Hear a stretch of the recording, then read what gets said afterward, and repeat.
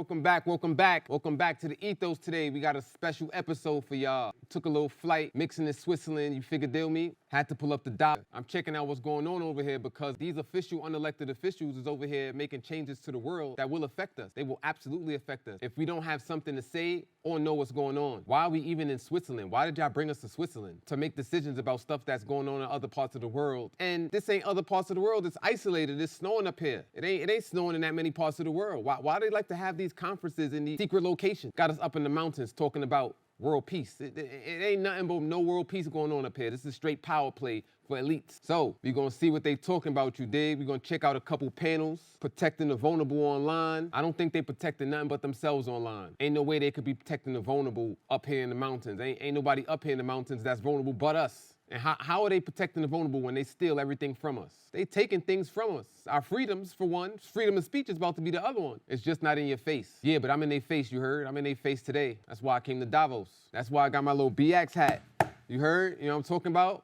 You gotta rep wherever you from. Wherever you are, there you are. Shout out to my guy. You about to do the same thing for the gang, speaking truth to power. If you don't know who my guy is, it's Hov. He just did that for Be at the Grammy. Only thing is I always tell the truth, not just when I get nervous, just cuz. And that's what I'm doing today. All right, let's get into this panel. Protecting the vulnerable online with Julie Inman Grant, Safety Commissioner of Australia. We got Meredith Whittaker, President of Signal out of the US. We got Maurice Levy, a Frenchman, Chairman of the Supervisory Board of Publicis Group. Helena Laurent, Director of General Consumer International of Switzerland. And we got our mysterious host, Shereen Bhan. I don't know where this lady came from, but she's here.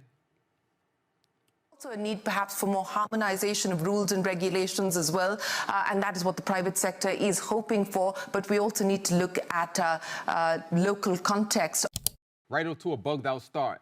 I don't even know who this host is, but she starts off with the we also need to look at a local context. Girl, we're in Switzerland. Ain't nobody here from the US but my girl Meredith. And we just found out who she was. Everybody else here is international. This is an international thing. We in Switzerland. Sis, what you talking about local? I don't get it. Yeah, it means something. That's why we called ourselves the local social, because when you go online, everybody becomes local. We need to be able to have context for these words that people are using because they are using them out of context. We are here with the masses of deception, okay? We are here with the masses of inverting. Please be mindful. I'm gonna need you to put on your thinking caps today, you heard? Of what is going on, and that is what we intend to do with our panel here this afternoon. Just a quick take on the risk report. The World Economic Forum puts out a global risk report. Yeah, we gotta check out this global risk report just to see what they're talking about in Davos. It'll be a link in the description below. And that highlights that disinformation and misinformation is likely to be the #1 global risk if you look at the 2-year horizon starting now. Nah, not the people that we get all of the disinformation and misinformation from, bringing out a report about misinformation and disinformation. What's going on? What is this? What's the guy from Jeopardy's name again? Alex Trebek? Can I get a propaganda for 10,000, please, Alex? And with the advent of AI, we're talking about deep fakes and so on and so forth. It's going to be something that we need to be very, very watchful and mindful of. Well, I think it is a challenge because the internet is global and laws tend to be national and local, and you have to understand your local context. We're moving a little bit away from referring to vulnerabilities online, but we can very much see marginalized communities that are particularly targeted online. Just to give you an example, Indigenous youth in Australia are much more likely to be creative, connect, be engaged in current affairs online, but they're 3 times more likely to receive online hate. A young person in Australia who identifies as LGBTQI, you're twice as likely to receive online hate. And again, those with a disability, 1 in 4 have actually received violence online. Nah, sis, you ain't say violence, right? Because violence is a physical thing. We gotta be mindful of the words that we use. Words mean things, folks. Shout outs to DAI. If you know who DAI is, then you know. If you don't, you gotta get up on your digital assets. For having a disability, yet at the same time they say they feel like they can be more themselves. So again, how do you get that balance right and make sure that you're looking out for those that are the most vulnerable to attack? And very important point that you make about the context, the local context versus the global context.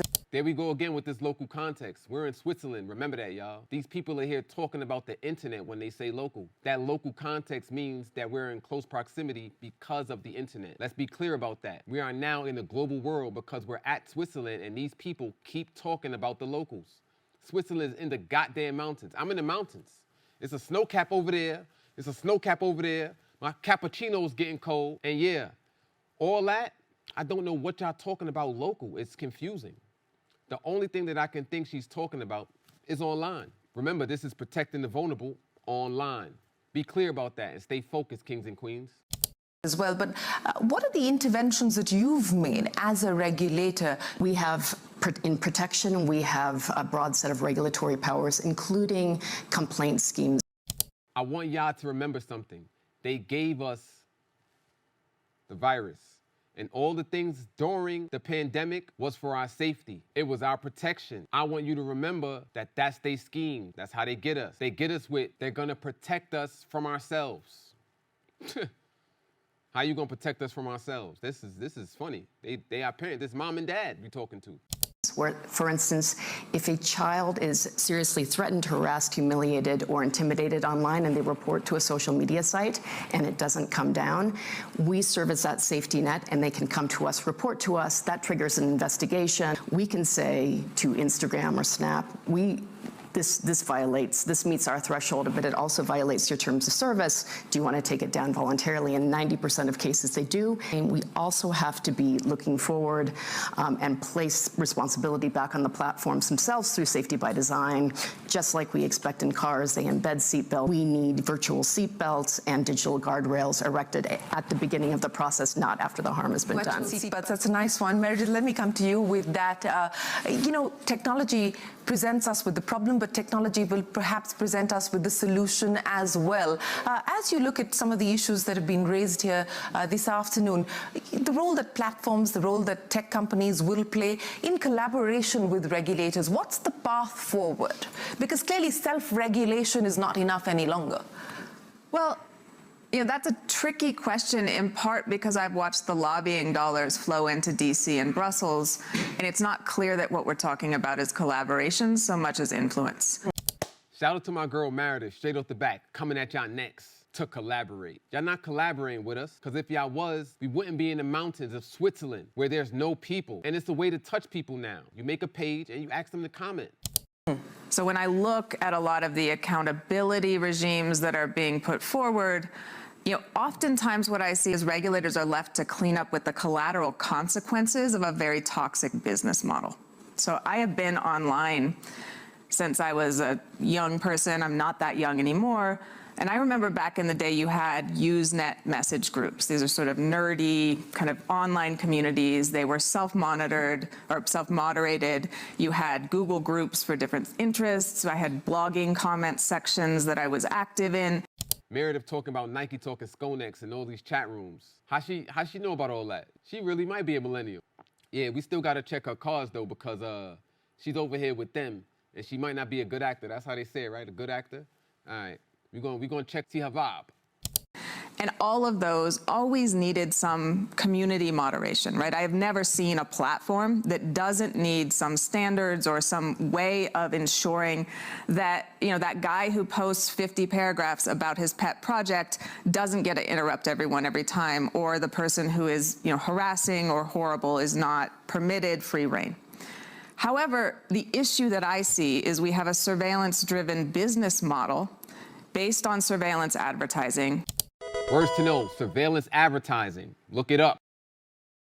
That has grown these little autonomous groups into a global one-size-fits-all set of platforms. Ha! My girl Meredith is using that good old, wherever she's educated from, they educated her. Well, she definitely just came at 6. She said different political people use different agendas. She said, like online harm. Basically, they try to use different agendas for their own means and purposes, for their own personal gain. Meanwhile, it don't got nothing to do with the actual topic that they say they're talking about, or the things that's actually gonna harm people. So yeah, we gotta give you seatbelts, we gotta give you locks and keys, and then we gotta regulate those seatbelts and locks and keys, because we need to protect you. In the name of protection, man, tell me anything. Protect me so good. I'm from the United States, so this is not theoretical for me. Right now, we have attorneys general in Florida deciding what harmful content is and is not. They're including gender-affirming care. They're including access to LGBTQ resources. So, we're in a scenario where that one-size-fits-all model in a politically volatile election year is something that really frightens me. And again, I want to turn our gaze back to the platforms and to this business model. So we're looking at surveillance advertising as a practice. We're looking at algorithmic amplification and engagement-driven business models, not simply trying to clean up and taxonomize the content that spills off of these, because I think we need to attack this problem at the root. Meredith, you seem really passionate, and that's cool. I actually really like that. I admire that. But it's delusional. It's what the kids call delulu. You think the empire is ever gonna give up power? Girl, let's be clear. That's what the empire has, is power. Why would they give it up?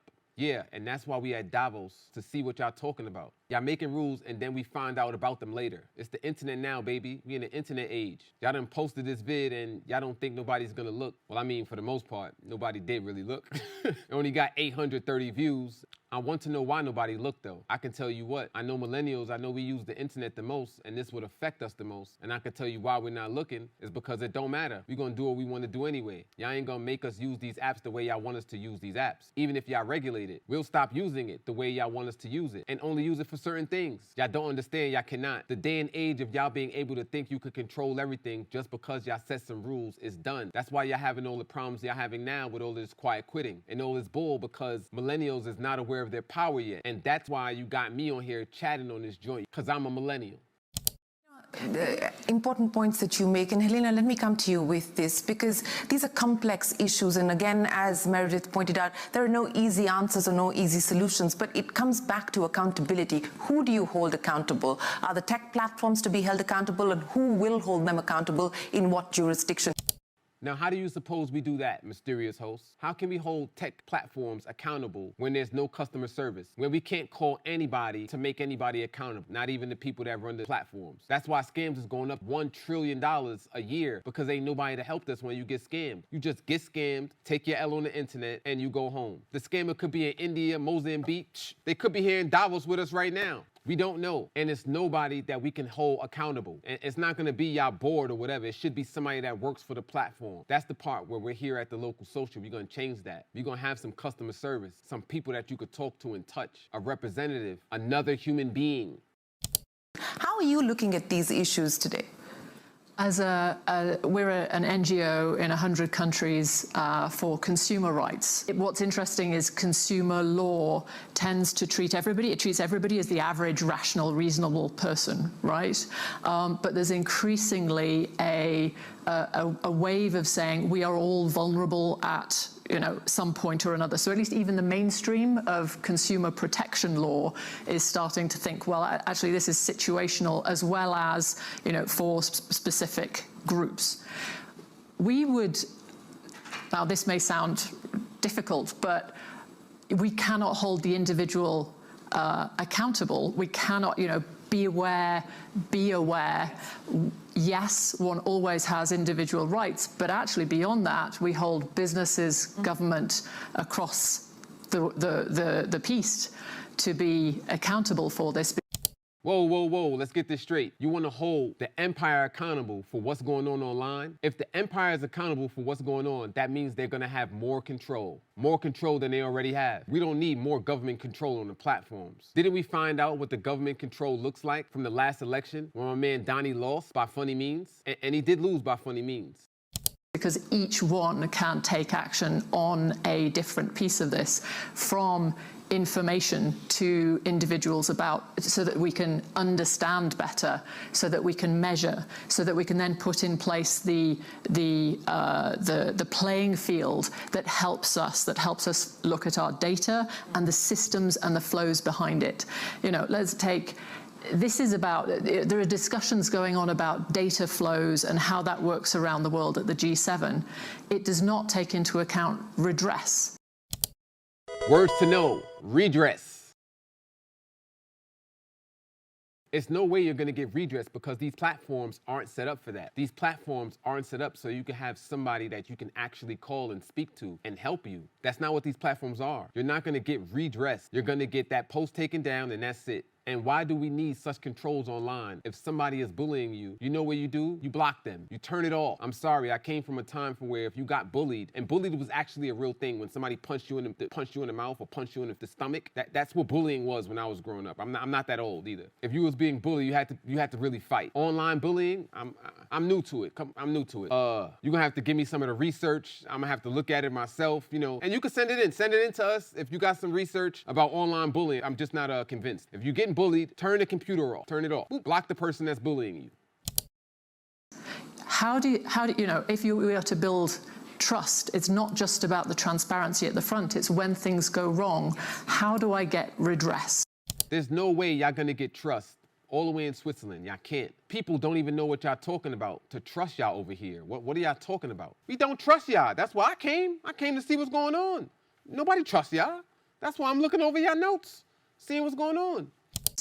So the answer is there is a broad range that each one has a role. And let's make this a consumer protection issue broadly. Did that word go again? Didn't I just define consumer for y'all? We just talked about that last episode, right? Consumer protection issues, broadly. Guess what we don't need? Consumer protections broadly. We don't need that. Consumer protections broadly is code word for more control, more government oversight. This is the only place where we got left that's free, where y'all can stay out of our business. That's why we here, don't y'all get it? This is the last free place, the internet. So now, y'all about to hijack the internet. That's why we got crypto. The brilliant genius mind said, nah, this is the last free place that we're gonna have, and we're gonna be able to control our finances here. Whether that be, I can't believe I'm saying this, but you got the right to not like people for their skin color, even though it's not good. You got that right because it's your freedom of speech. And I don't want y'all imposing on my freedoms of speech, just like y'all trying to do right now. That's okay, because I don't like casserole, you feel me? And I should be able to say that I don't like casserole and nobody stop me. Like, we have to stop this nonsense where people can not like things. Like, it's okay to not like things. That's why they got on my man Elon for freedom of speech. Even though racism is bad, you see this good chocolate skin, right? I'm not on that side, but I also understand that we can't start impeding on people's freedoms just because we don't like it. Now we all locked up in the same cage. Beyond protecting specific groups formerly considered as vulnerable. No, I agree with you on that. And I just wanted to understand from you, because, you know, you said that you're working across 100 different countries at this point in time. Are you seeing a sense of urgency to be able to address this issue today? Absolutely. I mean, I think, well, there is urgency from rights groups that have tried for decades to get this onto the agenda. You know, marketing studies that say, well, women feel, you know, more sort of less attractive on Monday mornings, so you'll send ads. You know, I have gambling issues, I may receive ads for casinos, etc., etc. You know, these. Bro, that's what's going on. My man McAfee was just talking about that in the last episode. Stuff like that is okay. We kind of want that stuff, not how y'all trying to use it, not how y'all talking about it. These are, you know, our traditional marketplace where we had things that helped make sure that we are protected are not in place, and it is invisible. We can't see what is going on. Yeah, there is an asymmetry of power as well. And damn right, it's an asymmetry of power. And y'all got all of it. So y'all thought. You see, you can lead, but we don't follow. And guess what? We ain't been following y'all. And that's why only 830 people watch this, because it's nobody listening to y'all. So y'all could talk all y'all want. Y'all talking about us, but we don't have to listen. And that's the problem that y'all facing. Y'all don't know what to do. Y'all could lead, but who's gonna follow? Maurice Levy, let me come to you now. And, you know, you've been listening into many of the specific as well as the general issues that have been brought up. What concerns you the most about the power asymmetry that we're seeing, the influence that Meredith spoke of, and the need to protect not just the vulnerable, but protect virtually everybody who is online today? As soon as you are online, you have immediately a risk. Can be a risk for a corporation, ransom, etc., or a hacker or whatever. Can be a risk for kids. And you are online, it is more complicated than crossing a street in New York or in Paris at the worst time of the day. Who said that being online is more complicated than crossing the street? You ever cross the street at Grand Concourse or Fordham Road? Especially when you're getting harassed. Are you dumb? When you're getting harassed online or somebody is saying something to you here where you can actually have a fair fight, where you can go do some research and find some dirt out on that person. Now, I'm not condoning dirt, but that's what you can do, like the politicians do all the time. You risk every single moment to be a victim. That's something which has to be noted for everyone. The day you open an account, the day you answer an email, you have some risk. And there is also something which we have to take into account, which is the complexity. We are in a world which is global, and everyone has access to internet. Right, we got plenty of tools. My block button has been super strong, and my thumbs are getting stronger because I be using them. Start blocking people. Block, block, block, block, block. Start blocking people. We should make sure that every platform has access to a block button. That's the new regulations I want to vote for. Block buttons for everyone. And the complexity of laws is such that it is extremely difficult to have something which is one size fits all. It's impossible. Take one single example, which is freedom of speech. And if you go to a country like France, you have borders, you have limitation. That is something which is a huge difference compared to the US, where freedom of speech is such and it is monumental.